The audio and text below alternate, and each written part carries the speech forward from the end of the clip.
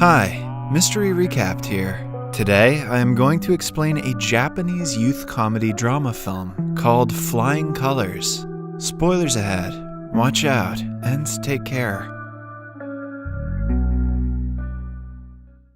Sayaka Kudo is in middle school, but has no friends. She is socially anxious and often bullied by her classmates. She has two younger siblings, brother Ryuta and sister Mayumi. Her father only focuses on Ryuta, who he thinks will one day become a baseball superstar. The sisters are often left alone with their mother, who takes great care of them. All of Sayaka's classmates have a dream in life. She, however, wants to do nothing. Because of her lack of ambition, she is not good at studies either. One day, Sayaka gets hit on the head with a ball in the playground. Her mother is called by the principal and told that they cannot teach someone like Sayaka in the school. The teachers think she is suffering from some kind of mental illness and needs to go to a special school.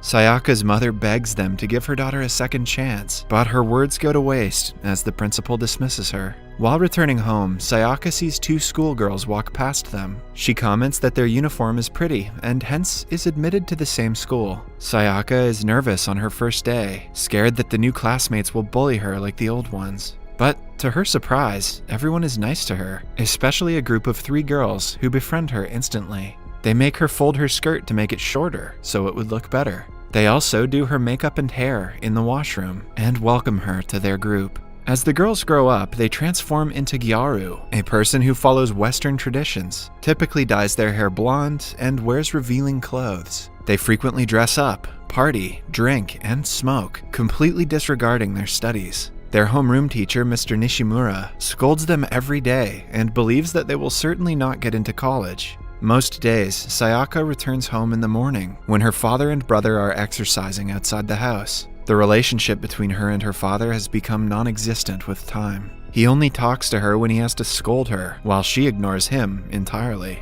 Her mother, however, is always on her side and supports her, even though she doesn't understand her lifestyle. Sayaka's life changes on the first day of sophomore year. That is when Mr. Nishimura discovers a hidden packet of cigarettes in her school bag. She is immediately sent to the principal's office to face the repercussions of her actions. Her mother is called and briefed about all of Sayaka's shenanigans. She begs the principal to let her daughter stay, arguing that the school's job is to teach its weakest students, not profit off the smartest ones. On her repeated request, they agree to let Sayaka off with a month of suspension. Since Sayaka has all this time on her hands, she dyes her hair blonde. Her mother suggests she try to get into a university. She genuinely believes that if Sayaka tries, she can do it. To prepare her for her university entrance examination, Miss Kudo sends her to Saiho Cram School. The teacher, Tsubata, is shocked to see someone like Sayaka interested in being tutored by him. He motivates her and takes on the challenge to help her enter Keio University. It is considered one of the most prestigious and difficult to enter universities in Japan, which makes Sayaka laugh at the thought that someone like her could be selected. To check the level of her academics, Tsubata makes her take a test. Sayaka scores 0 out of 100, but the teacher is still impressed because she answered all of the questions, when any other student would have given up at that point. After evaluating her academics, he declares that her knowledge is comparable to a grade 4 student. Hence, he starts from the beginning, teaching her the syllabus from middle school. The next day, Sayaka goes to a restaurant with her friends, but studies the entire time. The girls are shocked, and happy at the same time, that she is working hard towards something. After studying in the cram school for a week, she scores 5 out of 100 for the first time. Tsubata is happy about the result, and urges her to work even harder. He is a great teacher to all of his students. He never makes them feel dumb for not knowing something, and does his best to keep their spirits up. However, with Sayaka, he struggles a lot because she doesn't even know simple things, like north is always opposite to south. Sayaka's father refuses to pay for her cram class because it's too expensive. Moreover, he doesn't believe that she can ever get into a university anyway. Her mother, on the other hand, is determined to work harder and pay for Sayaka's tuition. One day, while Sayaka is studying in the cram school, a mother drags her son Raiji inside. He is also a Gyaru, like Sayaka, and is uninterested in studying. Raiji's parents are lawyers and want him to take the same profession, but he is only interested in playing video games. Tsubata asks him if he knows what revenge play is. This piques Raiji's interest, and he starts to study hard to get into law school and teach his father a lesson. As days pass by, Sayaka makes significant progress, but Tsubata wants to accelerate it. Hence, he finds an interesting way to teach her. He makes her take off a layer of makeup for every wrong answer. He even promises to show the students an embarrassing picture from his childhood when Sayaka scores 100 in middle school's English test. Starting that day, Sayaka studies all the time and eventually gets a perfect score on the test. As promised, Tsubata shows them a picture from his childhood and tells them how he was an average student, which is why he wants to help them.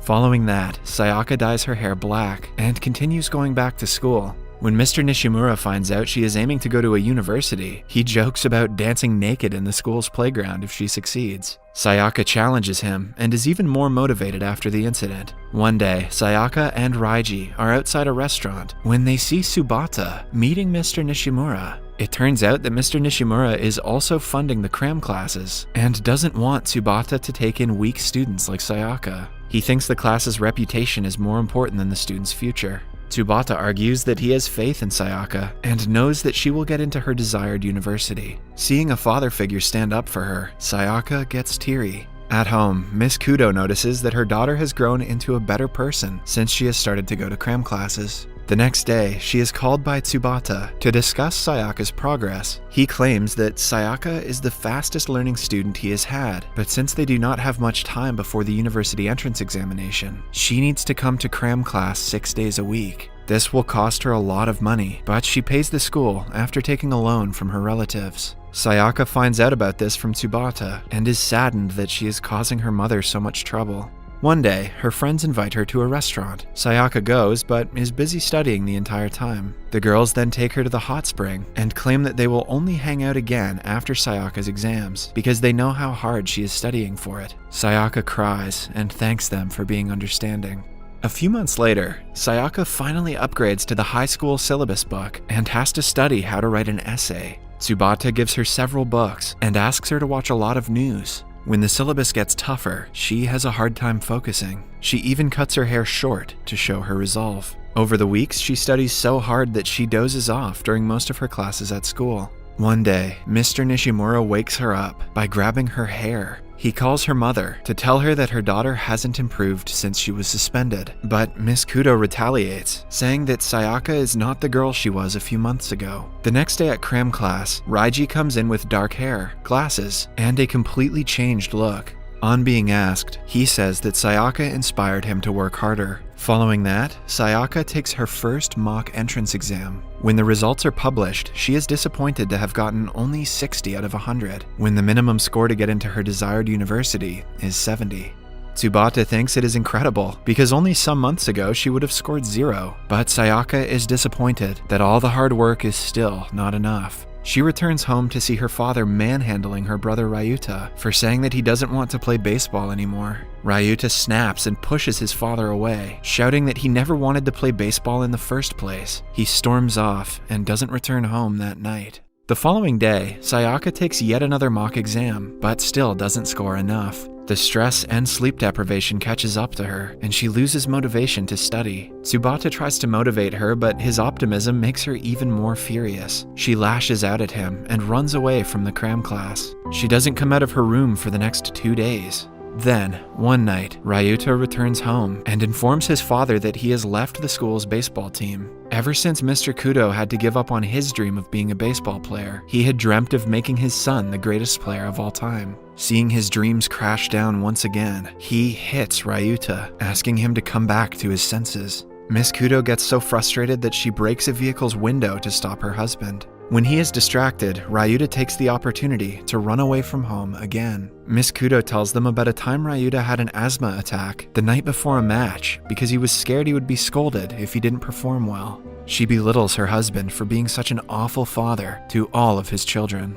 Later, Sayaka asks her mother to accompany her on a field trip to Keio University. They visit the university grounds the next day and are amazed by it. Miss Kudo wishes that her daughter will have the same lifestyle as the busy students walking down the hallways.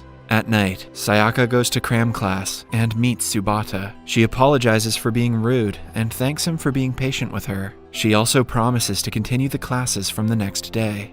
A week later, Sayaka takes her third mock exam, but is too scared to look at the results. On coming back home, she finds her father burning all the baseball kits that he bought for Ryuta. He has realized his mistake and wants to be a better father from now on. He promises to support his children with whatever they want to do in life. As the family shares an emotional moment, Sayaka shows them the recent mock exam results, where she has scored 65. Her parents are prouder than they have ever been. Cut to the day of the entrance examination. The roads are blocked because of heavy snowfall, and the bus route is closed. Sayaka's father offers to drive her, which is surprising because he has never been involved in her life, even in the slightest way. On their way, he asks her to do her best and not worry about the tuition fee because he has it managed. After dropping her off, he even cheers for his daughter for the first time in his life. Sayaka does her best on the test and returns home. Later that day, she goes to the cram class, declaring that it is her last day. She doesn't want to return to tell him the results, scared that she will disappoint him. She also makes Tsubata sign her dictionary, so he would always be there when she studies. Before leaving, she hands him a letter, thanking him for believing in her and making her who she is today. A few days later, she checks the result on the internet, only to find that she didn't pass. She calls Tsubata and tells him about the result. Tsubata doesn't give up and insists that they can appeal for her answer sheet to be rechecked under faculty policies. Sayaka gives up and doesn't apply for it, so Tsubata does it for her. For the next few days, she goes out with her friends every day, trying to live her old lifestyle, but no matter what she does, she cannot help but feel disappointed. Then, one day, she checks the results again, and to her surprise, sees that she has gotten into Keio University. She immediately cycles to the cram class and is out of breath when she meets Tsubata. When she tells him that she has been accepted, the entire class erupts into cheers. Both Tsubata and Sayaka can't help but bawl their eyes out. In the last montage, we see Mr. Nishimura naked on the school grounds, taking pictures with the girls as he had promised. Mr. Nishimura is going to jail. Sayaka leaves for college after wishing her parents farewell. Subscribe for more videos like this, turn on notifications, and leave a like to help the channel out. Thank you for watching.